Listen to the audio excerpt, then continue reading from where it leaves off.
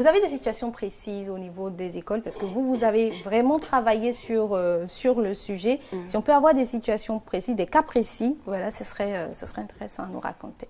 Oui, dans les écoles, j'ai découvert que la tontine sexuelle pouvait avoir plusieurs formes. Il y a une forme où c'est des élèves de sexe masculin qui se mettent ensemble. Donc ils forment un groupe, ils se connaissent très bien, ils sont dans la même classe, ou soit ils sont du même établissement scolaire et de différentes classes. Ils se choisissent par affinité. Et donc ils s'entendent sur un montant qu'il faut cotiser.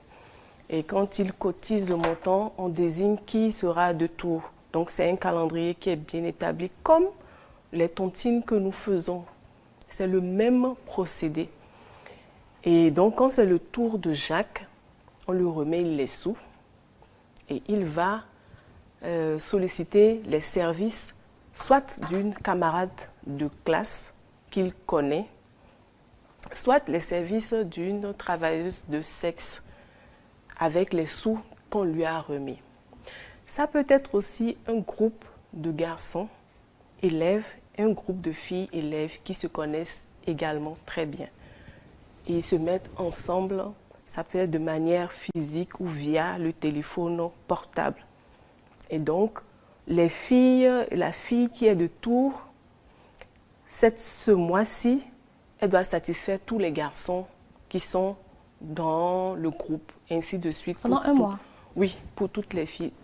Ça dépend de comment exactement, de comment est-ce que chaque groupe s'organise pour le faire. Ça peut être également un groupe de tontines qui n'est pas du tout dans l'établissement, dans lequel les élèves se retrouvent. Donc, c'est-à-dire, il y a des différents profils.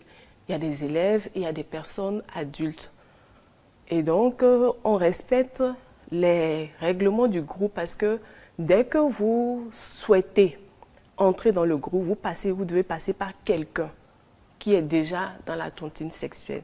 Un exemple, avec une fille, quand elle se fait draguer par un élève de sa classe ou de son établissement scolaire, elle se dit, mais qu'est-ce qu'il va me donner? Même si je vais avec lui, j'aurai quoi?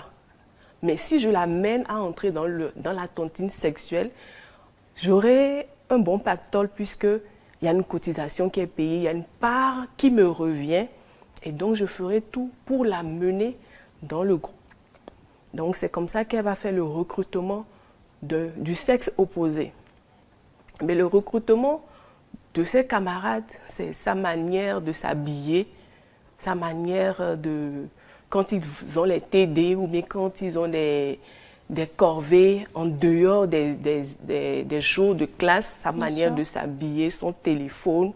Donc, ça va titiller ses camarades de filles qui vont lui demander « Mais comment tu fais pour t'acheter tout ça ?» Elle va leur dire « Vous êtes vraiment intéressé.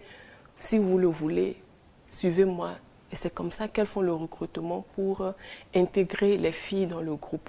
Et dans le groupe, quand vous donnez votre consentement, le manager du groupe vous envoie un règlement. D'accord. Mais c'est régi en plus. C'est-à-dire, il faut le consentement. On ne force personne à entrer dans la tontine sexuelle.